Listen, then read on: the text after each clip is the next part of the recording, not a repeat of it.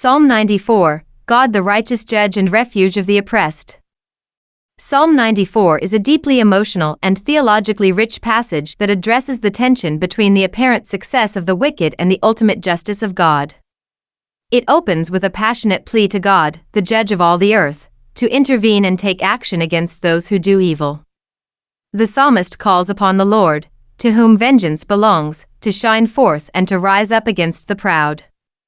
This opening reflects a sense of urgency and a longing for divine justice in a world where evil seems to go unpunished. The writer laments the arrogance and violence of the wicked.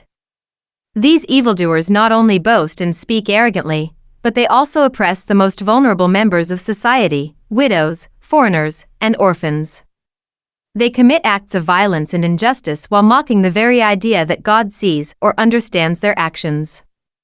This reflects a mindset that assumes God's silence means his absence, a dangerously mistaken belief that fuels their continued wrongdoing. The psalmist, however, counters this belief with strong rhetorical questions, affirming that the God who created hearing and sight certainly sees and hears all that is done. The one who instructs nations and gives knowledge to humanity is not ignorant of human behavior. The foolishness of the wicked lies in their assumption that they can act without consequence, unaware that God is fully aware of their deeds and that their thoughts are ultimately futile. In contrast to the wicked, the psalmist blesses the one whom God instructs and teaches through his law.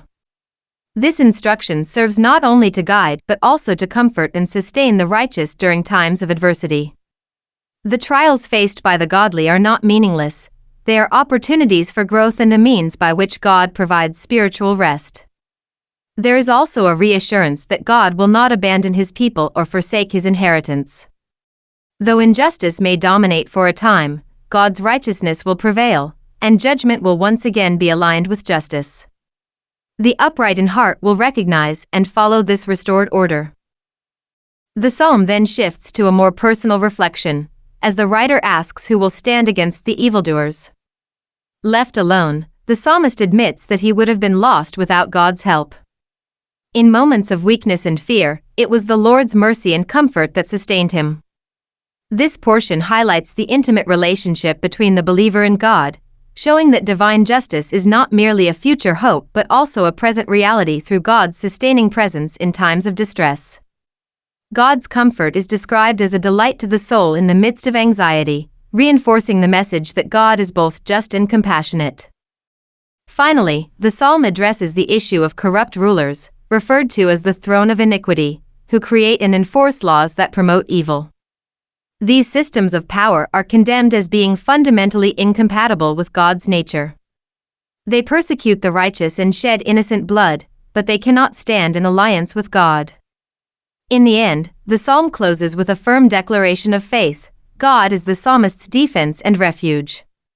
The wicked will face the consequences of their actions. Their own evil will turn back upon them, and God will cut them off in his justice. Psalm 94, therefore, stands as a powerful affirmation of God's justice in the face of human injustice. It encourages believers to trust in God's ultimate authority, even when evil appears to prevail. While it acknowledges the reality of suffering and the presence of evil, it also proclaims that God sees, God cares, and God will act.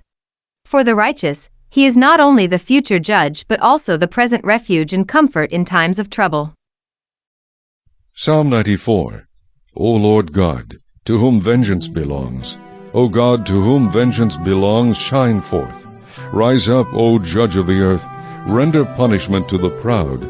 Lord, how long will the wicked triumph? They utter speech and speak insolent things. All the workers of iniquity boast in themselves. They break in pieces your people, O Lord, and afflict your heritage. They slay the widow and the stranger, and murder the fatherless. Yet they say, the Lord does not see, nor does the God of Jacob understand. Understand, you senseless among the people, and you fools, when will you be wise? He who planted the ear, shall he not hear? He who formed the eye, shall he not see? He who instructs the nation, shall he not correct? He who teaches man knowledge? The Lord knows the thoughts of man, that they are futile. Blessed is the man whom you instruct, O Lord, and teach out of your law. that you may give him rest from the days of adversity, until the pit is dug for the wicked. For the Lord will not cast off his people, nor will he forsake his inheritance. But judgment will return to righteousness, and all the upright in heart will follow it. Who will rise up for me against the evildoers? Who will stand up for me against the workers of iniquity? Unless the Lord had been my help, my soul would soon have settled in silence. If I say, my foot slips, your mercy, O Lord, will hold me up. In the multitude of my anxieties within me, your comforts delight my soul. Shall the throne of iniquity, which devises evil by law, have fellowship with you? They gather together against the life of the righteous, and condemn innocent blood.